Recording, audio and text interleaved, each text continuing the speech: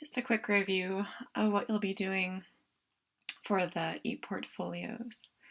So here are the guidelines. The first thing you'll do is open a new document, call it ePortfolio with your last name, and you will go ahead and copy and paste this table of contents, which will look exactly the same for everyone. The only difference will be the page numbers. Once you have your document, you want to be thinking about the individual parts of this portfolio.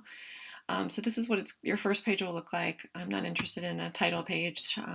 Basically, you just want to have this here so you remember to put everything in. The first thing you'll be writing after you've finished your revisions are your reflection paragraphs. And in your reflection paragraphs, you will have a brief description, about a paragraph, of where you started this essay and where you finished it. So the areas that you think are strongest and the areas that you think you might still need to work on. For example, here, formatting issues and citations.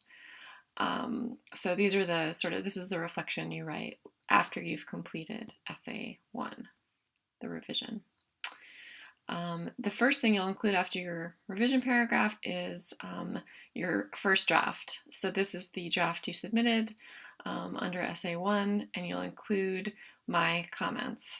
So it will look similar to this, probably a different color. You can keep it in blue if that's easiest, but you will go ahead and make sure that you have my feedback at the end. And then your revision will go immediately after, on a new page after your first draft. You'll do this for all of your essays. You'll begin with a reflection paragraph. After your works cited for essay 1, you'll have a reflection for essay 2. You can just title it reflection for essay 2. And you may use first person. Go ahead and use I for these. Talk about where you started, some challenges that you faced along the way, and things you were able to improve as you revised this paper for your final draft.